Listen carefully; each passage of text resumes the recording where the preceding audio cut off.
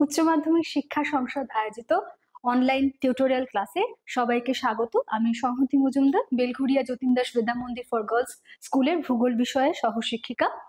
আজকে আমার সাথে তোমরা যারা আছো তারাও আমাদের একই সাথে এই ক্লাসে অংশগ্রহণ করছো বলে সবাইকে অনেক শুভেচ্ছা জানিয়ে আজকের পড়াশোনা শুরু করি। আমরা আগেই পড়েছিলাম সাইকেল অফ ইরোশন, যেটা কিনা সেমিস্টার 4-এ ফার্স্ট মডিউলের 3rd চ্যাপ্টারে আছে, এবং তার সাথে লাগোয়া একটা পোর্শন ছিল যেটা ছিল কিনা rejuvenation of the river and resultant landforms. তো আজকে আমাদের বিষয় কিন্তু rejuvenation of river and resultant landforms. কি আছে তাহলে? রেজুভিনেশন বিষয়টা কি? রেজুভিনেশন জানতে গেলে ওর বাংলা হচ্ছে পুনর্যৌবন লাভ। সেটা জানতে গেলে আগে আমাদের জানতে হবে একটা সামান্য একটা বিষয়, সেটা হচ্ছে ক্ষয়চক্রের বাধা বলতে কি বুঝি। তাহলে এখানে একটা ছবি ব্যবহার করা হয়েছে, সেই ছবি থেকে তোমাদের জন্য আরেকটু পরিষ্কার ভাবে আমি বিষয়টাকে বলার চেষ্টা করছি। সেটা আমরা জানি ডেভিসের অ্যাকর্ডিং টু ডেভিস ক্ষয়চক্র বলতে কি বুঝছি না, কোনো একটা স্থানে সমুদ্র তল থেকে উত্থান হবে এবং সেই উত্থান শেষ হওয়ার পরে সেখানে শুরু হবে ক্ষয়, যৌবন পর্যায়। তারপরে ক্ষয়ের পরিমাণ কমলে পরিণত, যখন শুধুমাত্র সঞ্চয় হবে বার্ধক্য, এবং যেখানে ক্ষয়ের ক্ষমতা একদম শেষ হয়ে যাচ্ছে, এন্ট্রপি ম্যাক্সিমাইজ হয়ে যাচ্ছে, সেই জায়গায় এসে আবার সমতলকরণ সৃষ্টি হচ্ছে, সমতল পৃষ্ঠের উদ্ভব ঘটছে। কিন্তু এই যে যৌবন পরিণত বার্ধক্যর মধ্যে দিয়ে এগোনোর জায়গায় হঠাৎ করেই যদি আবার কোনো কারণে উত্থান হয় ভূমিভাগের, বা ভূমির নদী ক্ষয়ের ক্ষমতা বৃদ্ধি পায়, তখন কি হলো? হতে পারে যৌবন পর্যায় থেকে আবার উত্থান হলো, হতে পারে পরিণত অবস্থার মধ্যে থেকে কখনো হলো, বা আবার হতে পারে পরিণত থেকে বার্ধক্যতে উপনীত হওয়ার আগেই আবার সেই অঞ্চলের ভূমিরূপের উত্থান ঘটলো। তার মানে নর্মাল যে সাইকেল অফ ইরোশন, যেটা কিনা যৌবন পরিণত বার্ধক্য হয়ে এগোচ্ছিল, সেটা কিন্তু আর এগোতে পারছে না, সেটা কোথাও না কোথাও বাধা পেল, ইন্টারাপশন হলো। এইটাকেই বলা হচ্ছে interruption of normal cycle of erosion বা interruption of cycle of erosion বা ক্ষয়চক্রের বাধা। তাহলে ক্ষয়চক্রের বাধা কি?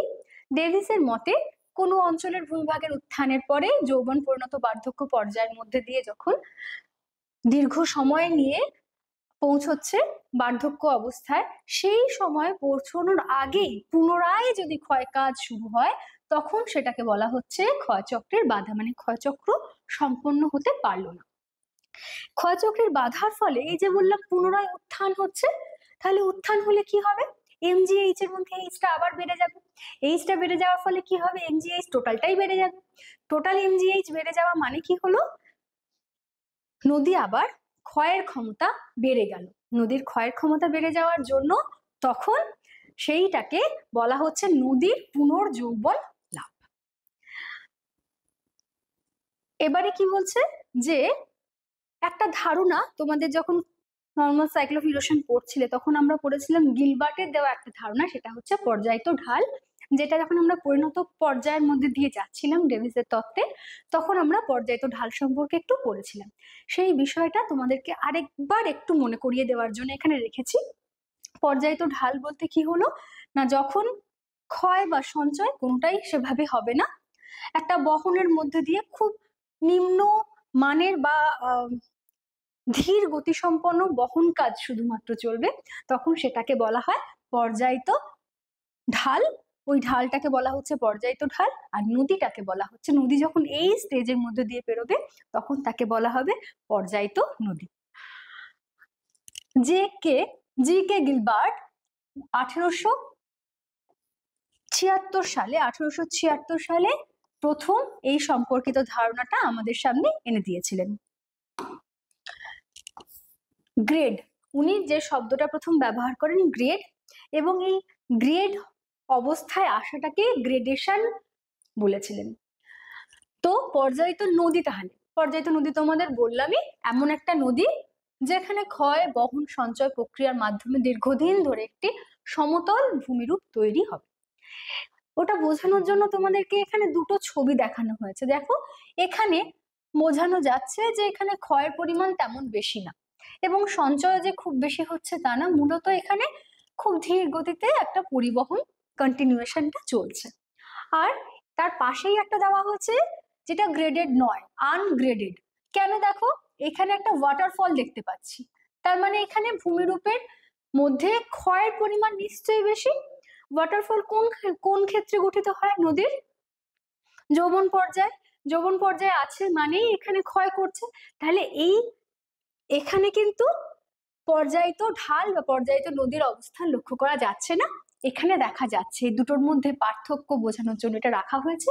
তোমাদের সিলেবাসে এটা সেভাবে নেই, কিন্তু কনসেপ্টটা আমার মনে হয় তোমাদের জানাটা খুব দরকার, সেজন্য তোমাদের জন্য এটা রাখা হয়েছে।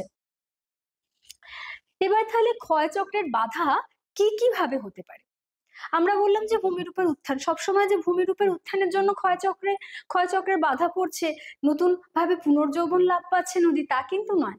ক্ষয়চক্রের বাধা আরো অনেক রকম ভাবে হতে পারে। কি কি হতে পারে সেটা এখানে একটু বলা হয়েছে। ক্ষয়ের শেষ সীমার পরিবর্তন।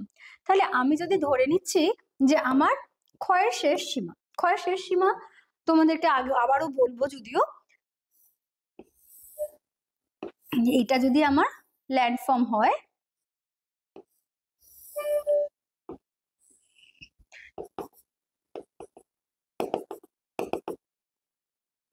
তাহলে এটা যদি সমুদ্র পৃষ্ঠ হয়, তাহলে এই জায়গাটা হবে কোনো একটা নদীর ক্ষয়ের শেষ সীমা, তাই তো? তাহলে ক্ষয়ের শেষ সীমার পরিবর্তন হলে ক্ষয়চক্রে বাধা পড়তে পারে। কিরকম পরিবর্তন? একটা হলো ধনাত্মক পরিবর্তন, একটা হচ্ছে ঋণাত্মক পরিবর্তন। ধনাত্মক পরিবর্তন কি না? সমুদ্র তলের উত্থান। তাহলে সমুদ্র তলটা এখানে আছে, সমুদ্র তলটা যদি এখানে হয়ে যায়, তো তাহলে যে পরিবর্তন হতে পারে, তখন প্রথমে ক্ষয় করতে হচ্ছিল কতটা পর্যন্ত? এখান থেকে এতটা পর্যন্ত ক্ষয় করতে হতো।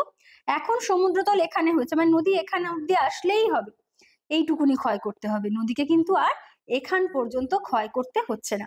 তাহলে ক্ষয়ের পরিমাণটা কমে গেল, সেটাকে তখন বলা হচ্ছে ধনাত্মক পরিবর্তন। এটা হতে পারে সমুদ্রতলের উত্থানের জন্য, আবার হতে পারে ভূমিরূপের অবনমন। একই রকম এইখানে যে ভূমিরূপটা আরো নিচু হয়ে গেল, যদি নিচু হয়ে যায় তখনও কিন্তু তোমার কি হবে না, সেই অঞ্চলেও ধনাত্মক একটা পরিবর্তন লক্ষ্য করা যাবে। এই ভূমিরূপের নয়, এখানে ভূমিরূপটা এইরকম একটা ভূমিরূপ। একটু তোমাদেরকে ছবিটা দেখাই।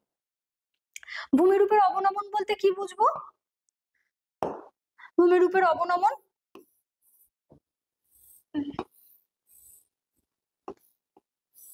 এই যদি আমার সমুদ্রতল ছিল, তাহলে এখানে ক্ষয় কতটা অবধি করতে হচ্ছিল নদীকে? এতটা পর্যন্ত। এবার যদি ভূমিভাগের অবনমন হলো, তার মানে ভূমিভাগ এখান থেকে এখান অবধি নেমে গেল, তাহলে নদী এখন এখানে আছে, নদীকে এখান থেকে এইটুকুনি ক্ষয় করতে হচ্ছে, মানে এইখান থেকে এতটা। তাহলে নদীকে ক্ষয় কম পরিমাণ করতে হচ্ছে, এটা হলো এর জন্য ধনাত্মক পরিবর্তন।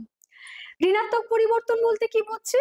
উল্টোটা হবে, ভূমির উত্থান হতে পারে বা মোহনার অবনমন। তাহলে ভূমির উত্থানটা কিরকম হতে পারে? আমি যদি ছবিটা একই রকম ভাবে একটা আঁকি,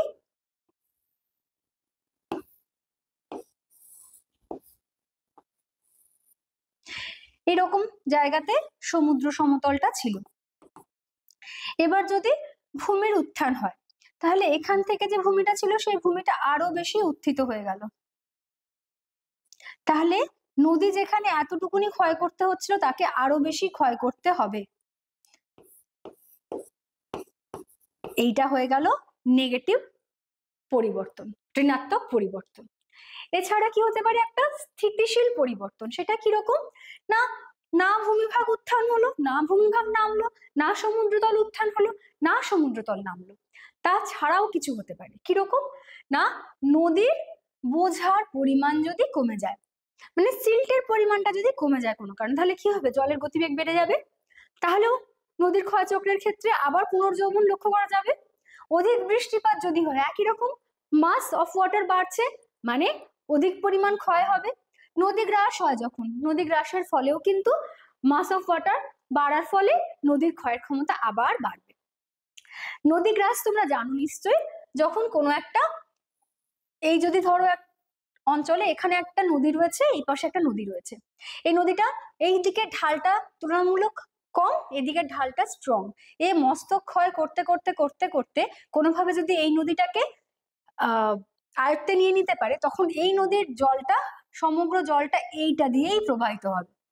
এই পাশের দিকে নদীটা তখন অবলুপ্ত হবে, নদীটাকে গ্রাস করবে এই নদী। এটাকেই বলা হয় নদী গ্রাস। অনেক সময় নদী গ্রাস থেকে কিন্তু খুব ছোট 2 নম্বরের একটা প্রশ্ন চলে আসে। ধনাত্মক ঋণাত্মক পরিবর্তনের মধ্যে পার্থক্য আসতেই পারে, ধনাত্মকের মধ্যে কি বোঝো, ঋণাত্মকের মধ্যে কি বোঝো, এরকমও আসতে পারে। প্রত্যেকটাই কিন্তু যদি তোমরা একটু বুঝে যাও, এখানে কিন্তু আর বেশি করে পড়ার কিছু থাকে না। জলবায়ুগত পরিবর্তন কি হতে পারে না, হিমযুগের সূচনা। ভেবে দেখো, যদি হিমযুগ হয় কি হবে, জলটা বরফে পরিণত হবে, তাহলে সমুদ্র জলের উচ্চতা কমবে, তাহলেও নদী যে পরিমাণ যেখানে এসে ক্ষয় করতে হচ্ছিল আরো বেশি ক্ষয় করতে হবে, তাহলে নদীর গতি বাড়বে।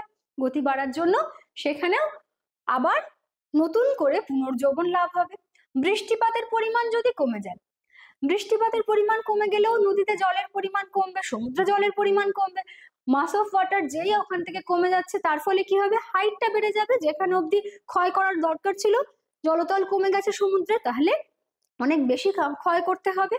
তাহলেও কিন্তু জলবায়ুগত পরিবর্তন জনিত পুনর্যৌবন লাভ লক্ষ্য করতে পারা যাবে। তোমাদেরকে এখানে সমুদ্র সংক্রান্তটা একটু বলে ফেলি। এখানেও যেটা আমরা পড়ছিলাম যে গতিশীল হতে পারে, ঋণাত্মক পরিবর্তনের মধ্যে গতিশীল পরিবর্তন একটা হয়, আরেকটা হচ্ছে সমুদ্রতল সংক্রান্ত হয়। তাহলে সেই সমুদ্রতল সংক্রান্তটা কি না, সমুদ্র জলের তলের যদি কম অবনমন ঘটে, সমুদ্র জলটা যেটা ছিল, আমরা যদি দেখি একটু,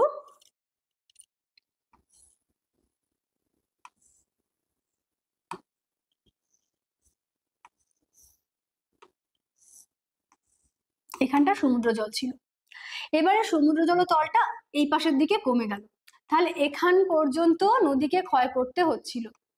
এখন কিন্তু জলতল কমে গেছে, এইখান অবধি ক্ষয় করতে হচ্ছে। তো এই ধরনের পরিবর্তনকে বলা হয় ইউস্ট্যাটিক বা সমুদ্র সংক্রান্ত পরিবর্তন। মহীসোপানের অবনমন ঘটলেও এই ধরনের পরিবর্তন কিন্তু লক্ষ্য করা যায়। আর তাছাড়া কি হতে পারে না, প্রাকৃতিক কোনো ঘটনার জন্য ক্ষয়চক্রের বাধা পড়ে আবার পুনর্জীবন লাভ হতে পারে। সেইগুলোর ক্ষেত্রে হঠাৎ করে হয়তো কোনো একটা অঞ্চলে ভূমিকম্প হলো, তাহলে ভূমিকম্পের ফলে ভূ আলোড়ন তৈরি হলো, ভূ আলোড়নের ফলে ভূমির উত্থান বা অবনমন ঘটলো, তার ফলে ক্ষয়চক্রে বাধা হলো। আবার হতে পারে সেখানে অগ্নুৎপাত হলো, অগ্নুৎপাত হওয়ার ফলে সেই অঞ্চলটাতে অগ্নুৎপাত জাত পদার্থগুলো সেগুলো সঞ্চয় হলো। তাহলে নদী যেভাবে ওখানে ক্ষয় করতে পারতো, সেখানে কিন্তু তার ক্ষয় করা বা সঞ্চয় কার্যের ক্ষেত্রে বাধা সৃষ্টি করছে অগ্নুৎপাতজাত পদার্থ সমূহ। তার ফলেও কিন্তু সেখানে আবার নদীর ক্ষয়চক্রের যে চালিকা শক্তি, তার মধ্যেকার পরিবর্তন হতে পারে, যেটাকে আমরা ক্ষয়চক্রের বাধা হিসেবে বলছি। তোমাদের যেহেতু ক্ষয়ের সীমা, শেষ সীমা, এগুলো নিয়ে একটু আগেও ডিসকাস করছিলাম, সেটা একটু দেখে নিই। ক্ষয়ের শেষ সীমা বলতে কি বুঝি না, ক্ষয়ের শেষ সীমা বলতে ভূপৃষ্ঠের উপর ক্রিয়াশীল যে বিভিন্ন রকমের প্রাকৃতিক শক্তি রয়েছে, সেইগুলো ভূপৃষ্ঠের কতটা পর্যন্ত ম্যাক্সিমাম ক্ষয় করতে পারবে, যার পরে আর ক্ষয় করতে পারবে না, সেটাকেই বলা হয় ক্ষয়ের শেষ সীমা। যেমন নদীর ক্ষেত্রে যদি আমরা ধরি, কোনো একটা পার্বত্য অঞ্চলে অনেক সময় লেক লক্ষ্য করতে পারা যায়, হ্রদ লক্ষ্য করতে পারা যায়, জলাশয় লক্ষ্য করতে পারা যায়, সেগুলো হচ্ছে ওই নদীর জন্য স্থানীয় ক্ষয়সীমা, মানে স্থানীয় ক্ষয়ের শেষ সীমা। আর সমুদ্র হচ্ছে নদীর জন্য ক্ষয়ের আলটিমেট যে সীমা। একই রকম বায়ুর ক্ষয়কাজ যদি আমরা পড়ি, বায়ুর ক্ষয়কাজের ক্ষেত্রে তোমরা পড়েছিলে যে প্লায়া যদি গঠিত হয়, সেগুলো হচ্ছে temporal base level of erosion মরু অঞ্চলে, আর permanent base level of erosion মরু অঞ্চলের জন্য কি ভৌম জলতল। তাহলে এইভাবে ভূবিজ্ঞানী পাওয়েল প্রথম এই বেস লেভেল অফ ইরোশনের কনসেপ্ট আমাদের কাছে দেন 1875-এ, এবং সেখানে এই কথাও বলা হচ্ছে যে দুভাগে ভাগ করা হচ্ছে, একটা স্থানীয়, একটা হচ্ছে পার্মানেন্ট। তোমাদেরকে এক্ষুনি বললাম স্থানীয় যেটা সেটা, আর স্থায়ী বলতে কি বুঝি।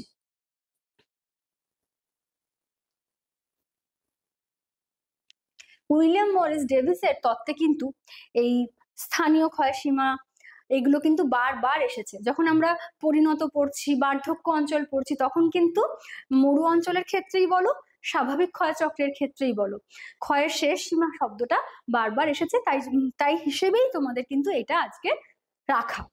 ওটা থেকে অনেক সময় 2 নম্বরের ছোট কোশ্চেন আসতে পারে। ক্ষয়ের শেষ সীমার পরিবর্তন, তোমাদেরকে এই ছবিগুলো আমি একটু আগে এঁকে দেখিয়েছি। ক্ষয়ের শেষ সীমার ধনাত্মক পরিবর্তন হতে পারে, ঋণাত্মক পরিবর্তন হতে পারে। কিরকম তাহলে ধনাত্মক পরিবর্তন কিরকম হবে না, এই জায়গাটা পর্যন্ত যে ইনিশিয়াল সি লেভেলটা ছিল এতটা পর্যন্ত, পরবর্তীকালে কি হলো না, সমুদ্র সমতল বাড়লো। কেন না, হিমবাহ গলে যাওয়ার জন্য। তখন দেখা গেল টোটালি সি লেভেলটা কিন্তু এতটা রাইজ করে গেল। তো এইভাবে কিন্তু ধনাত্মক পরিবর্তন লক্ষ্য করা যায়। কি বলা হচ্ছে তাহলে, যে সমুদ্রতলের যদি উচ্চতা বৃদ্ধি হয়, এখান থেকে দেখানোই হয়েছে সমুদ্রতল এতটা ছিল, সেখান থেকে এতটা হয়েছে, নদীকে H1 পর্যন্ত প্রথমে ক্ষয় করা দরকার ছিল প্রারম্ভিক অবস্থায়, কিন্তু জলতল উচ্চতা বৃদ্ধির জন্য এইটুকুনি এখন ক্ষয় করতে হচ্ছে। তাহলে সেটা হলো ধনাত্মক পরিবর্তন। ধনাত্মক পরিবর্তনের ফলে রিয়া, ফিয়র্ড উপকূল, যৌগিক উপকূল এগুলো আমরা দেখতে পাই। কিন্তু ধনাত্মক পরিবর্তনে কিন্তু নদীর পুনর্যৌবন লাভের সাথে খুব একটা সম্পর্কিত না। নদীর পুনর্যৌবন লাভের ক্ষেত্রে ঋণাত্মক পরিবর্তনটা কিন্তু মূলত অঙ্গাঙ্গিভাবে জড়িত থাকছে। ঋণাত্মক পরিবর্তন কি না, নদীকে আগে এতটা পরিমাণ ক্ষয় করতে হচ্ছিল H1, এখন নদীকে বেশি করে ক্ষয় করতে হচ্ছে। সমুদ্র সমতল নেমে যেতে পারে, ভূমিভাগ উত্থিত হতে পারে, বা মহীসোপান অঞ্চলে অবনমন হতে পারে। তার ফলে নদীর ক্ষয়ের ক্ষমতাকে যখন বাড়িয়ে দিচ্ছে, সেইটাকে তখন বলা হচ্ছে ঋণাত্মক পরিবর্তন। ঋণাত্মক পরিবর্তনের ফলে তাহলে নদী পুনর্যৌবন লাভ করছে। পুনর্যৌবন লাভ করছে মানে নদী আবার অনেক বেশি পরিমাণ শক্তি লাভ করছে। বেশি শক্তি লাভের জন্য যে সকল ভূমিরূপগুলো এখানে গঠিত হয়, নদী মঞ্চ, কর্তিত নদী বাঁক, নিক পয়েন্ট, উপত্যকার মধ্যে উপত্যকা প্রভৃতি ভূমিরূপগুলো গঠন করতে পারে। এটা তোমাদের দিয়ে একটু এক্সাম্পল দিই, যেমন ধনাত্মক ঋণাত্মক পরিবর্তন। ধরো তোমাদের বলা হলো যে একটা তোমাদের ক্লাস টেস্ট নেওয়া হবে, প্রথম দিন বলা হয়েছিল 2টো চ্যাপ্টারের উপর নেওয়া হবে, কিন্তু পরে বলা হলো না 2টো চ্যাপ্টার তোমাদের পারবে না, হয়তো একটা চ্যাপ্টারের মধ্যে নিচ্ছি। তোমাদের জন্য সেটা তাহলে কি হলো, ধনাত্মক পরিবর্তন। আলটিমেটলি তোমাদের পড়ার চাপটা কমে গেল। নদী এতটা ক্ষয় করতে হতো, এতটা করতে হচ্ছে, তোমাদের 2টো চ্যাপ্টার পড়তে হতো, এখন একটা চ্যাপ্টার পড়তে হচ্ছে। তোমাদের জন্য ধনাত্মক পরিবর্তন, নদীর জন্য ধনাত্মক পরিবর্তন। কেন, কম ক্ষয় করতে হবে বলে। একই রকম ঋণাত্মক পরিবর্তন, তোমাদের 2টো চ্যাপ্টার দেওয়া ছিল, হঠাৎ বলা হলো যে না 2টো চ্যাপ্টার দিলে তোমরা শেষ করতে পারবে না সিলেবাস, 3টে চ্যাপ্টার পর। তো তাহলে তোমাদের জন্য সেটা ঋণাত্মক পরিবর্তন হলো। কেন, তোমাদের বার্ডেনটা বাড়লো। নদীও তাই, নদীকে তার দেওয়া হয়েছিল প্রথমে এতটুকুনি করলেই হবে, কিন্তু পরবর্তীকালে নদীকে বলা হলো না তোমাকে এতটা ক্ষয় করতে হবে, নদীর জন্য সেটা ঋণাত্মক পরিবর্তন হলো। এরপর আর কি কি ধরনের হচ্ছে দেখি আমরা এবারে। তাহলে নদী যখন ঋণাত্মক পরিবর্তন করলো, তার ফলে আমরা বললাম নদী পুনর্যৌবন লাভ করেছে। পুনর্যৌবন লাভ মানে মূল বিষয়টা কি, তোমাদের আগেও বলেছি, মাস, গ্র্যাভিটি আর হাইট।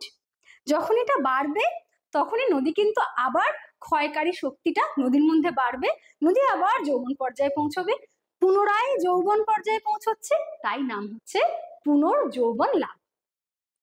কি বলছে এখানে তাহলে, নদীর পুনর্যৌবন লাভ যেমন তাকে বলতে পারি, আবার তাকে ভূমির পুনর্যৌবন লাভও বলতে পারি। কারণ ভূমিভাগের মধ্যে যেখানে বার্ধক্য অবস্থায় পড়ে গেছিল, মানে ফ্লাড প্লেন বা হয়তো মিয়েন্ডার, এই ধরনের ভূমিরূপগুলো তৈরি হচ্ছিল, সেই ন্যাচারাল লেভিস এগুলো তৈরি হচ্ছিল, সেই জায়গা থেকে নদী যখন আবার ক্ষয় করতে পারবে, ভূমিভাগের মধ্যেও কিন্তু আবার ক্যানিয়ন, গিরিখাত এই ধরনের কিছু ভূমিরূপ তৈরি হওয়া শুরু হবে। তো তাহলে সেটা ভূমির ক্ষেত্রেও পুনর্যৌবন লাভ হিসেবে বলা হচ্ছে। তাই এখানে বলেছি ক্ষয়চক্রের বিভিন্ন বাধার ফলে নদীর শক্তি বৃদ্ধি পায় এবং নদী তার পূর্ববর্তী মসৃণ উপত্যকায় আবার নতুন করে ক্ষয় কাজ করে বলে ওটাকে ভূমির পুনর্যৌবন লাভ বলা হচ্ছে। আবার নদীর কাজ ক্ষমতা বেড়ে যাচ্ছে, তাই জন্য নদীরও পুনর্যৌবন লাভ হিসেবে বলা হচ্ছে। যেমন ধরো একটা প্রোফাইল তৈরি হয়েছিল কিনা এইভাবে এগোচ্ছিল, এইভাবে এগোলে কি হতে পারতো, এটা আস্তে আস্তে এগিয়ে কিন্তু এই জায়গায় পৌঁছানোর কথা ছিল, কিন্তু কোনো কারণে যখন ভূমিভাগটা উত্থিত হলো বা নদীর ক্ষয়কারী শক্তি বাড়লো, তার ফলে এই যে গ্রেডেড প্রোফাইলটা কিন্তু চেঞ্জ হয়ে গিয়ে এই জায়গায় পৌঁছে গেল, একটা উত্থান লক্ষ্য করা গেল। আবার এটা হয়তো এইভাবে একটা সেকেন্ড একটা হয়তো আরেকটা ক্ষয় শুরু করলো। এটা অরিজিনাল গ্রেড প্রোফাইল ছিল, সেখান থেকে যখন এই নিক পয়েন্ট বলা হয় এটাকে, যেখানে নদী পুনর্জীবন লাভ পায় এবং তারপর থেকে নদী যখন বিভিন্ন রকমের ভূমিরূপ গঠন করতে শুরু করে, সেই দুটোর যে মিটিং পয়েন্ট, সেই পয়েন্টটাকে বলা হয় নিক পয়েন্ট। আবার এইটা যখন যাচ্ছিল সেটা এইভাবে সরে যাওয়ার কথা ছিল, আবার কোনো কারণে পুনর্জীবন লাভ হলো, তখন আবার কিন্তু নদী দ্রুত গতিতে ক্ষয় করতে করতে এইভাবে এগিয়ে যেতে লাগলো। তাহলে এইটাই হচ্ছে কিভাবে নদী যখন পুনর্জীবন লাভ করে তার ফলে ভূমিরূপের কিরকম পরিবর্তন লক্ষ্য করা যাচ্ছে। ফার্স্টে অরিজিনাল সি লেভেলটা এখান অব্দি ছিল, সি লেভেলটা কমে গেছে, তার ফলে নদী আবার ক্ষয় করেছে, আবার সি লেভেলটা নিচের দিকে নেমে গেছে, নদী আবার ক্ষয় করতে হয়েছে। এটাই এখানে দেখানো হয়েছে যে সমুদ্রতলের উচ্চতা হ্রাসের সাথে সাথে নদীর ক্ষয়ের ক্ষমতা বেড়ে যাচ্ছে এবং নদী পুনর্জীবন লাভ করতে পারছে।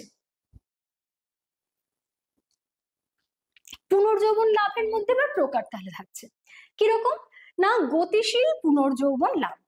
তোমাদেরকে আগেও বলেছি ভূমিরূপ মানেই কিন্তু গতিশীল প্রক্রিয়া।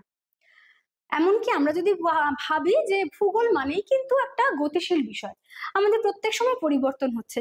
যেমন ধরো হিমালয় পর্বতের উচ্চতা যখন আমরা পড়ছি তখন কিন্তু দেখছি যে আস্তে আস্তে হিমালয় পর্বতের উচ্চতার মধ্যেও পরিবর্তন হচ্ছে, উচ্চতা বৃদ্ধি পাচ্ছে। তো তাহলে এমনকি তোমরা যদি কোনো একটা জলপ্রপাতের দৈর্ঘ্য পড়ো, দেখছো যে কিছুদিন পরে হয়তো তার উচ্চতা পরিবর্তন হচ্ছে, তাহলে প্রত্যেকটা বিষয় কিন্তু পরিবর্তনশীল। তো ল্যান্ডফর্ম তো নিশ্চয়ই পরিবর্তনশীল। পুনর্জীবন লাভটা কিভাবে গতিশীল হচ্ছে, ডাইনামিক কেন বলা হচ্ছে না, সাধারণত স্থলভাগে ভূ আলোড়নের প্রভাবে, মানে সেখানে কিন্তু জলতলের সাথে কোনো পরিবর্তন বা সম্পর্ক নেই, সেখানে শুধুমাত্র স্থলভাগের পরিবর্তনের ফলে যখন পুনর্জীবন লাভ করছে, এবং সেই পরিবর্তনটা কিরকম হচ্ছে না, ভূ আলোড়নের প্রভাবে ভূ উত্থান হচ্ছে, তার ফলে যে ধরনের ভূমিরূপের পরিবর্তন হচ্ছে। এখানে দেখো যে ভূমিরূপটা এতটা ছিল, নদীটা ইজিলি এখান থেকে এসে সমুদ্রে পড়ে গিয়েছিল, কোনো কারণে ভূমিভাগটা উত্থিত হয়েছে এই জায়গাটা, এবং তার ফলে নদী তখন কি করেছে, এইখান থেকে কাট করা শুরু করেছে, করে তারপরে গিয়ে সে কিন্তু যেতে পেরেছে। তাহলে এই জায়গাটাতে নদীর মধ্যে কি এসেছে, একটা পুনর্জীবন লাভ হয়েছে। এই ধরনের ভূমিরূপ গঠন বা এই ধরনের পুনর্জীবন লাভকে বলা হচ্ছে গতিশীল পুনর্জীবন লাভ। এবারে কি ইউস্ট্যাটিক রেজুভিনেশন বা সমুদ্র সংক্রান্ত পুনর্জীবন লাভ, সেটার ক্ষেত্রে কি না, যখন হিমবাহে পরিণত হচ্ছে, হিমবাহে এইটুকুনি অংশ হিমবাহতে ছিল, তাহলে জলের পরিমাণ বেশি ছিল, নদী এখানে এসে আরামসে মিশতে পারছে, কিন্তু যখন হিমবাহের গ্লেসিয়ার পিরিয়ড আসলো তখন কি হলো, জলের তল কমে গেল, কমে গিয়ে ওটা আইসে কনভার্টেড হলো। তার মানে আলটিমেটলি কি হলো না, যেখানে নদী ক্ষয় করতে হচ্ছিল না, বার্ধক্যে উপনীত হয়ে গেছিল, সেখানে কিন্তু নদীর এই জায়গাটা এখন নতুন করে ক্ষয় করতে হবে, তাহলে এই জায়গাটাতে নদীর যৌবন পর্যায় লক্ষ্য করা যাবে। এই ধরনের পরিবর্তন যখন হচ্ছে সেই পরিবর্তনকে ইউস্ট্যাটিক পুনর্জীবন লাভ বলা হচ্ছে। আর কি স্থিতিশীল পুনর্জীবন লাভ, তোমাদেরকে এটা বলে ফেলেছি যে নদীতে বোঝার পরিমাণ কমে গেলে, নদী গ্রাস হলে কিংবা বৃষ্টিপাতের পরিমাণ খুব বৃদ্ধি পেলে তখন এই ধরনের পরিবর্তন লক্ষ্য করা যায়, সেটাকে স্থিতিশীল পুনর্জীবন লাভ বলা হচ্ছে। পুনর্জীবন লাভের ফলে গঠিত যে ভূমিরূপগুলো সেগুলোকে কিন্তু মোটামুটি 3 ভাগে ভাগ করা যাচ্ছে, ক্রস প্রোফাইল, লং প্রোফাইল আর ক্রস এবং লং একসাথে যখন প্রোফাইলটা বার করা হচ্ছে। ক্রস প্রোফাইল যখন হচ্ছে সেখানে নদী মঞ্চ, উপত্যকার মধ্যে উপত্যকা ভূমিরূপ লক্ষ্য করতে পারছি, দৈর্ঘ্য বরাবর যেগুলো গঠিত হয় তার মধ্যে মিড পয়েন্ট জলপ্রপাত লক্ষ্য করা যাচ্ছে। আর দৈর্ঘ্য এবং তোমাদেরকে যদিও এগুলো পরে আবার ডিসকাস করব, তাও তোমাদের ক্রস প্রোফাইল জিনিসটা একটু বলে দেওয়ার জন্য বলছি।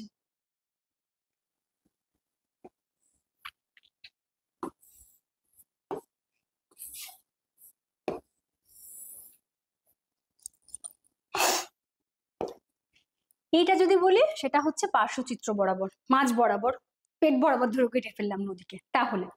আর এটা কি না, এইভাবে নদীটা যাচ্ছিল পার্বত্য অঞ্চল থেকে যে গিয়ে গিয়ে গিয়ে আস্তে আস্তে সমভূমিতে বা সমুদ্র সমতলে মিশেছে, এটা হচ্ছে লং প্রোফাইল।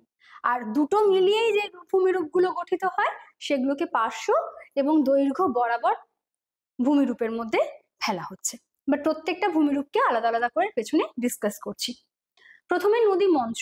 নদী মঞ্চটা কিরকম হচ্ছে না, নদীর পুনর্যৌবন লাভের ফলে যখন নদীর দুপাশে টেরাসের মতন বা মঞ্চের মতন ধাপ ধাপ লক্ষ্য করা যাচ্ছে। ধাপ ধাপ আর ধাপ দুটো লক্ষ্য করা যাওয়া মানে দুবার পুনর্যৌবন লাভ হয়েছে। যতগুলো ধাপ লক্ষ্য করতে পারবো তার মানে বুঝতে পারবো ততগুলো পুনর্যৌবন লাভ হয়েছে ওই নদীটার ক্ষেত্রে। যেমন ধরো এখানে একটা ছবি তোমাদের সামনে রাখা হয়েছে, সেখান থেকে আমরা দেখতে পাচ্ছি নদীটা প্রথমে এইখান পর্যন্ত ক্ষয় করেছিল, তারপরে আবার ক্ষয় করতে পেরেছে, আবার ক্ষয় করেছে, আবার ক্ষয় করেছে, মানে এখানে এতগুলো ধাপ তৈরি হয়েছে। তাহলে আমরা বুঝতে পারছি যে এইভাবে যখন নদী এক বা একের বেশি ধাপ গঠন করছে সেটাকে বলা হচ্ছে রিভার টেরাস। পাশে একটা প্রোফাইল রেখে দিয়েছি সেখানে বোঝানোর জন্য যে কিভাবে এই রকম ভাবে যদি দেখি নদীটাকে দেখতে এরকম লাগছে টেরাস গুলোকে বা ধাপগুলোকে। এর কিছু বৈশিষ্ট্য একটু পড়ে ফেলি, কারণ অনেক সময় নদী মঞ্চ 2 নম্বরের প্রশ্ন হিসেবে থাকতেই পারে। নদী মঞ্চ বলতে কি বুঝছি তাহলে, বললাম যে একটি উপত্যকার দুপাশে যখন আমরা বেশ কয়েকটি এক বা একাধিক ধাপ দেখছি যেটাকে নদী মঞ্চ বলছি। এর ক্ষেত্রে কি না, উপত্যকার পরিত্যক্ত যে প্লাবন সমূহের দুপাশে লক্ষ্য করতে পারছি।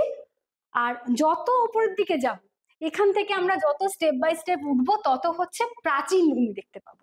আর যত নিচের দিকে নদী তত বেশি নবীন পুনর্যৌবন লাভের দিকে এগোচ্ছে। তাহলে সেটা আমরা যত উপরের দিকে যাচ্ছি প্রাচীন ভূমিরূপগুলো দেখতে পাচ্ছি এখানে। আর কি দুরকম হতে পারে, যদি পলল দিয়ে তৈরি হয় টেরাস গুলো তাহলে সেটাকে পলল নদী মঞ্চ। যদি পললের অভাব পড়ে তাহলে শুধু পাথর প্রস্তরখণ্ড এগুলো থাকছে, তখন সেটাকে বলা হচ্ছে কি না পলল শূন্য নদী মঞ্চ। এছাড়া কি হতে পারে না, দুদিকে যদি সমান এবং সমান উচ্চতায় সমান সংখ্যায় টেরাস থাকে তখন সেটাকে বলা হচ্ছে যুগল নদী মঞ্চ। আর যদি সমান না হয়, অসমান হয়, তখন সেটাকে বলা হচ্ছে অযুগল নদী মঞ্চ। একটা উদাহরণ এখানে তোমাদের জন্য রেখেছি, ভারতের অলকনন্দা নদীতে লক্ষ্য করতে পারছি, আমেরিকা যুক্তরাষ্ট্রের কলোরাডো নদীতেও কিন্তু কলোরাডো নদীও কিন্তু নদী মঞ্চ একটা প্রকৃষ্ট উদাহরণ বহন করছে।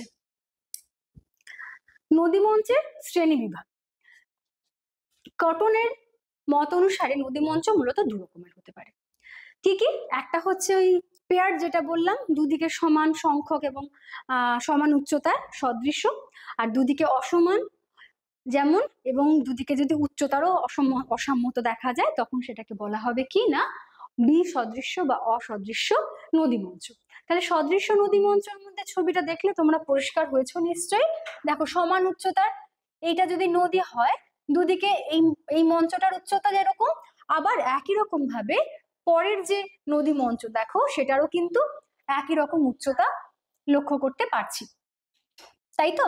এটা একটা নদী মঞ্চ, এখানে একটা নদী মঞ্চ, সমান উচ্চতা এবং সমান সংখ্যা, সেজন্য ওটাকে বলা হচ্ছে সদৃশ্য নদী মঞ্চ। ভারতের রামগঙ্গা নদীতে সদৃশ্য নদী মঞ্চ লক্ষ্য করা যায়।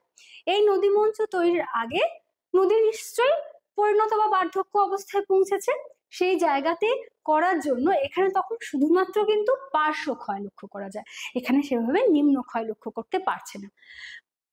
আগের যে ক্ষয়চক্র সেটা বন্ধ হয়ে যাবে, আবার কি শুরু হবে, নতুন যে ক্ষয়চক্র তার প্রভাব এখানে লক্ষ্য করতে পারা যাবে।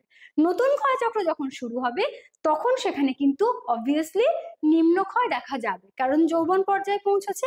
যৌবন পর্যায়ে মানে নদীর মধ্যে ক্ষয়কারী শক্তি বেশি, ক্ষয়কারী শক্তি মানেই তখন সে আগে নিম্ন ক্ষয়টা করবে। আর কি না, নদী মঞ্চের উচ্চতা এখানে বেশি হবে, যথেষ্ট পরিমাণে লক্ষ্য করা যায়। বিসদৃশ্য নদী মঞ্চ কি হলো, তাহলে দুটো বিষম সংখ্যা থাকতে পারে 1 2 3, আর এখানে 1 2, তাহলে বিষম সংখ্যা যখন হচ্ছে তখন সেটাকে মানে জোরটা ঠিকঠাক হচ্ছে না, বিজোড় হচ্ছে একটা, তো তাই তখন সেটাকে বিসদৃশ্য, একই রকম দেখতে নয় বলে, সদৃশ্য মানে সমান দেখতে, সমান দেখতে নয়, তাই বিসদৃশ্য নদীমঞ্চ বলা হচ্ছে। এর ক্ষেত্রে একটা কটনের মতে কিন্তু এইটার ক্ষয়চক্রের সাথে সেভাবে সম্পর্কিত নয়। যেহেতু ক্ষয়চক্রের সাথে সম্পর্কিত নয়, একে অচক্রীয় নদীমঞ্চ বলা হয়। যেমন সদৃশ্য নদীমঞ্চকে কিন্তু চক্রীয় বা সাইক্লিক নদীমঞ্চ বলে, আর একে আবার বলা হয় অচক্রীয় নদীমঞ্চ। প্রয়োজনীয় শর্তগুলো কি কি তাহলে? নদীতে ক্ষয়চক্র তৈরির আগে পার্শ্ব ক্ষয়ের সাথে নিম্ন ক্ষয়ও একসাথে চলবে। তারপরে এখানে নদীর পুনর্যৌবন লাভ না হলেও কিন্তু এই অচক্রীয় নদীমঞ্চ গঠিত হতে পারে বা বিসদৃশ্য নদীমঞ্চ তৈরি হতে পারে, পুনর্যৌবন লাভ না হলেও এটা হয়। সাধারণত পুনর্যৌবন ছাড়া হয় বলেই একে কিন্তু অচক্রীয় নদীমঞ্চ হিসেবে আখ্যা দেওয়া হয়ে থাকে। নিম্ন ক্ষয়ের হার বেশি হবে না, কারণ এখানে উত্থানটা খুব ধীর গতিতে হচ্ছে। তাহলে উত্থান বেশি না হওয়া মানে তার ক্ষয়ের ক্ষমতাও খুব বেশি বাড়ছে না, তার ফলে নিম্ন ক্ষয়ের পরিমাণটাও খুব কম থাকবে। আর কি, মঞ্চটির নদীর পার্শ্বক্ষয় দ্বারা অবলুপ্ত হবে। একটা দিকে দেখো কম উঁচু, একটা দিকে বেশি উঁচু আছে। যে দিকটা কম উঁচু থাকবে সেই দিকটা আস্তে আস্তে পার্শ্বক্ষয়টা বেশি হবে বলে সেখানে অবলুপ্ত হবে কম উঁচু নদী পাড়টা। উদাহরণ, ভারতের কুনুর নদীতে এই ধরনের বিসদৃশ্য নদী মঞ্চ লক্ষ্য করতে পারি। আর এছাড়াও বিসদৃশ্য নদী মঞ্চের কথা কটন বলেছেন, কিন্তু এছাড়াও অন্যান্য বিভিন্ন ধরনের নদী মঞ্চ কিন্তু লক্ষ্য করা যায়। যেমন প্রশস্ত নদী মঞ্চ। প্রশস্ত নদী মঞ্চের ছবিটা দেখো, যে নদীর পাশের জায়গাটা মনে হচ্ছে একটা ফ্ল্যাটেন সারফেস, অনেকটা বিশাল অঞ্চল জুড়ে একটা সমভূমি দেখতে পাচ্ছি মনে হচ্ছে। যখন নদী মঞ্চগুলো খুব প্রশস্ত হয় আর মনে হয় একটি ক্ষয়জাত সমতল ভূমি, তখন সেই ধরনের নদী মঞ্চকে বলা হচ্ছে প্রশস্ত নদী মঞ্চ। দীর্ঘদিন ধরে এই নদী মঞ্চ কিন্তু তৈরি হতে দীর্ঘদিন সময় লাগে। আর কি, গাঠনিক ধাপ। গাঠনিক ধাপের মধ্যে দেখো এখানে কি দেখানো হয়েছে, যে কোমল, কঠিন, কোমল। যখন কঠিন এবং কোমল শিলাস্তর পরপর এভাবে অবস্থান করে, কোমল শিলাস্তর অধিক ক্ষয় পাচ্ছে, কঠিন শিলাস্তর কম ক্ষয় পাচ্ছে, এইভাবে যখন ধাপটা তৈরি হচ্ছে কোমল এবং কঠিনের পরপর অবস্থানের জন্য, যখন টেরাস নদী মঞ্চ গঠন হয়, গঠনগত একটা বৈশিষ্ট্য, উল্লেখযোগ্য বৈশিষ্ট্যটাই এখানে প্রধান, সেই জন্যই এটাকে গাঠনিক ধাপ বা গাঠনিক নদী মঞ্চ বলা হচ্ছে।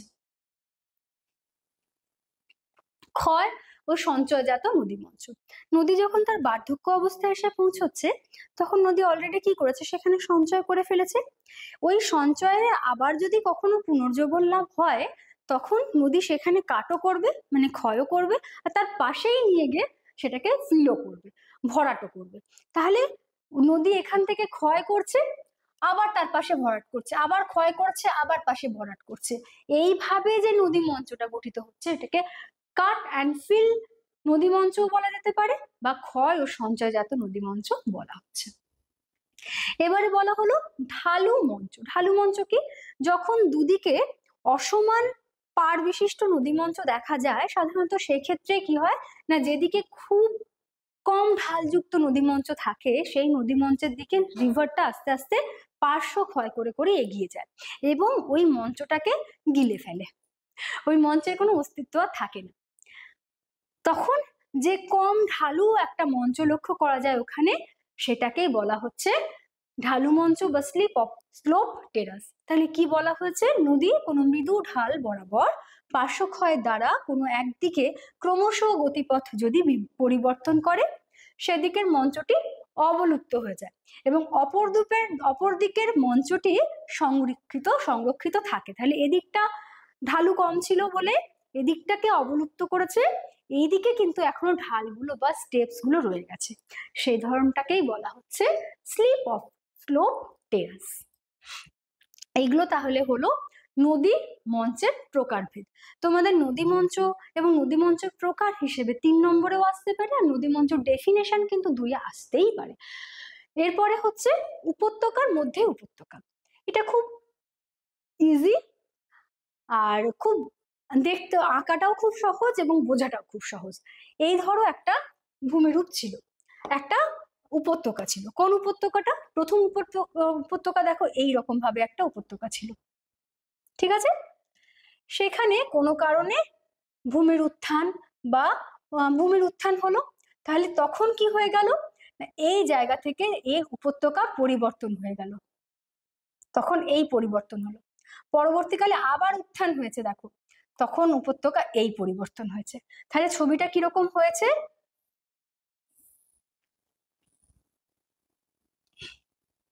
এইরকম একটা এখানে ডায়াগ্রাম তৈরি হয়েছে, যেটাকে বলা হচ্ছে উপত্যকার মধ্যে উপত্যকা। একটা উপত্যকা রয়েছে, তার মধ্যে নদী পুনর্জীবন লাভের ফলে পুনরায় ক্ষয় করে করে আরেকটা নতুন উপত্যকা তৈরি করেছে বলে সেটাকে উপত্যকার মধ্যে উপত্যকা বলা হচ্ছে। এক্ষেত্রে চওড়া উপত্যকা কেটে গভীর উপত্যকা তৈরি করে, যার মধ্যে দিয়ে বর্তমান নদীটি প্রবাহিত হয়। নতুন এবং পুরাতন উপত্যকার স্কন্ধভূমি বলে। নতুন সমগ্র নতুন মাঝে একটি ঢালের বিচ্যুতি দেখা যায়, একে উপত্যকার ওপরের অংশ পরিণত ও বার্ধক্য পর্যায় এবং তলদেশ যৌবন পর্যায়কে নির্দেশ করছে। এই যে অংশটা, এটা নিশ্চয়ই পরিণত বা বার্ধক্য অঞ্চল, আর এই দিকটা একদম এখানে যদি এসে পৌঁছায় তাহলে সেটা হচ্ছে যৌবন পর্যায়কে নির্দেশ করছে। একে আবার ভূপ্রাকৃতিক অসঙ্গতি বিভিন্ন নামে একে দেখানো হয়ে থাকে, যে ভূপ্রাকৃতিক অসঙ্গতি বলা যেতে পারে বা টেম্পোরাল আনকনফর্মিটি, বা দ্বিতল উপত্যকা বলা হয়, দ্বিচক্র উপত্যকা বলা হয়, উপত্যকার মধ্যে উপত্যকা ভূপ্রকৃতিও বলা হয়ে থাকে। উদাহরণ কি? গ্রেটা নদীর ওপর নদী উপত্যকা লক্ষ্য করা যায় ইয়র্কশায়ারের। নেক্সট যেটা খুব ইম্পর্টেন্ট, নিক পয়েন্ট কিন্তু 2 নম্বরের জন্য খুবই গুরুত্বপূর্ণ। নিক পয়েন্টটা তাহলে কি? তোমাদের বলেছি যে পুরাতন যে ঢালটা, সেই ঢালের সাথে নতুন পুরাতন মৃদু ঢালের সাথে যখন নতুন খাড়া ঢাল যেই বিন্দু বরাবর একে অপরকে মিট করে, সেটাই হলো নিক পয়েন্ট। ইহা পুরাতন এবং নতুন নদী উপত্যকা সংযোগ বিন্দু। ঠিক নিক বিন্দুতে নতুন ঢাল পুরাতন ঢাল অপেক্ষা উঁচু হয়, এক্ষেত্রে নদী পুনরায় ক্ষয় করতে শুরু করে। এখান থেকে নদী আবার পুনর্জীবন লাভ করেছে, তাই ওখানে আবার নদী ক্ষয় করতে শুরু করলো। নিক পয়েন্টে নদী মস্তকমুখী ক্ষয় বেশি করার জন্য ক্রমশ এই অঞ্চলে নদী কিন্তু পিছু হটতে থাকে, এবং এক সময় পিছু হটতে গিয়ে নিশ্চিহ্ন হয়ে যেতে পারে, অন্য কোনো নদী গ্রাস করে ফেলতে পারে। আর এই নিক পয়েন্টে কি হয়? জলপ্রপাত এবং খরস্রোত তৈরি হয়। যে জলটা স্মুথলি এখান দিয়ে যাচ্ছিল এই প্রোফাইল বরাবর, যখনই এখানে একটা ঢালের উদ্ভব হলো, তখন কিন্তু জলটা সোজা না গিয়ে এইভাবে আছড়ে পড়বে, যেটাকেই আমরা যেখানে জলপ্রপাত বা খরস্রোত লক্ষ্য করতে পারি। এটা তোমরা নদীর ক্ষয়ের ফলে গঠিত ভূমিরূপের মধ্যেও হয়তো পড়েছো, যেখানে জলপ্রপাত কি কিভাবে তৈরি হয়, তার মধ্যে একটা নিক পয়েন্টে গঠিত জলপ্রপাত।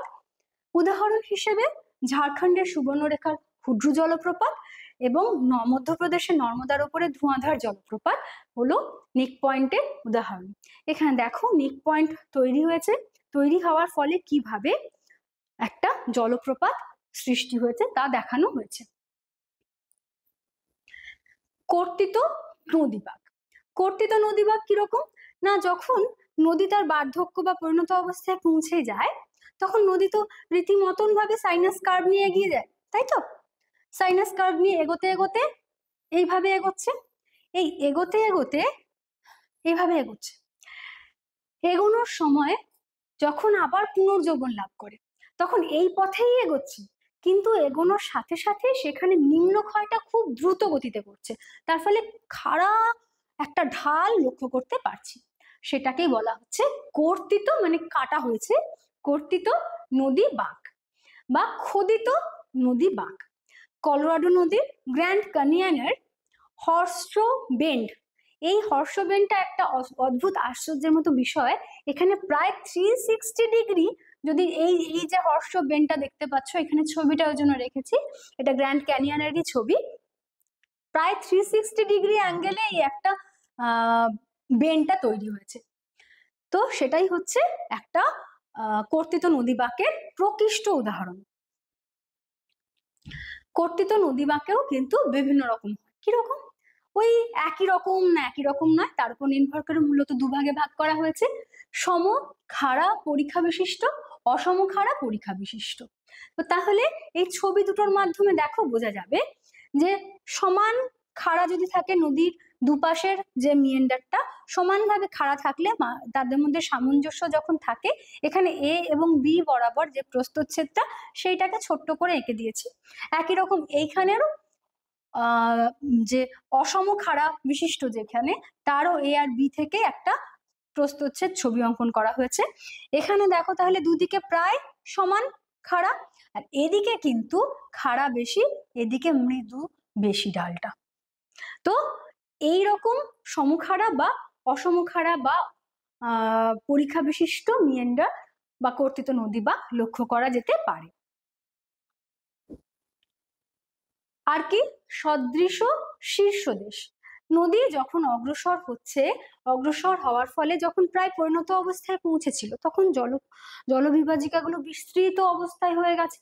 সেই বিস্তৃত জলবিভাজিকার উপর দিয়ে নদী যখন আবার পুনরায় নিম্নক্ষয় শুরু করবে যৌবন লাভ করার ফলে, তখন কি হচ্ছে, এই জলবিভাজিকাগুলো একে অপরের থেকে বিচ্ছিন্নভাবে অবস্থান করছে, কিন্তু তার মস্তক দিকটা দেখো একদম ফ্ল্যাট টপ লক্ষ্য করতে পারছি। তখন এই ধরনের যে ভূমিরূপ তৈরি হয় তাকে বলা হচ্ছে সদৃশ শীর্ষদেশ।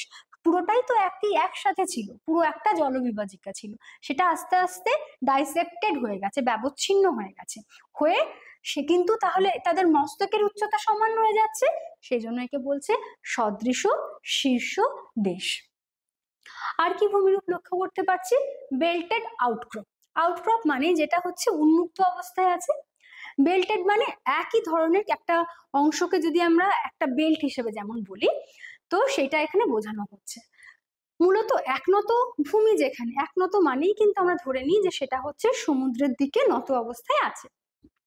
তো মূলত একনত গঠনযুক্ত ভূমিভাগে সমুদ্রপৃষ্ঠ অঞ্চলটি সামগ্রিকভাবে যদি উত্থিত হওয়ার ফলে ওই স্তরগুলি বলয়ের আকারে উন্মুক্ত হয়। যেগুলো ছিল অঞ্চলগুলো, সেগুলো এক একটা বলয়ের ওপরে মতো ছিল, সেইগুলো ভাবেই উত্থিত হয়েছে, তখন তাকে বলয়িত উন্মোচিত ভূমিরূপ বা বেল্টেড আউটক্রপ বলা হয়ে থাকে। বহুতল সমতলীকরণ পৃষ্ঠ, তাহলে যখন একটা সমতলীকরণ হলো, তখন হওয়ার পর দেখা গেল আবার নদী হয়তো পুনর্যৌবন লাভ করেছে। পুনর্যৌবন লাভ যখনই করেছে, তখন তারপরে আবার সে যখন ক্ষয়চক্রের শেষ পর্যায়ে পৌঁছেছে, একটা সমতলীকরণ পৃষ্ঠ তৈরি করেছে, পুনরায় পুনর্যৌবন লাভ হয়েছে, আবার ক্ষয় শুরু করেছে, আবার সে বার্ধক্য অবধি পৌঁছে সমতলীকরণ পৃষ্ঠ তৈরি করেছে। এইভাবে যখন বিভিন্ন সময়ে বিভিন্ন ক্ষয়চক্র সৃষ্টি হওয়ার ফলে যে সমতলীকরণগুলো পরপর অবস্থান করে যখন, তখন তাকে বলা হয় বহুতল সমতলীকরণ পৃষ্ঠ। আর যেটা শেষ ভূমিরূপ হিসেবে আমি রেখেছি সেটা হলো উত্থিত সমুদ্র সৈকত ও সমুদ্র মঞ্চ। সমুদ্র যখন বহুদিন ধরে উপকূল ভাগে ক্ষয় করতে থাকে, তখন সেই অঞ্চলে অবক্ষেপ যুক্ত হতে পারে বা অবক্ষেপ ছাড়া সৈকত সৃষ্টি হতে পারে।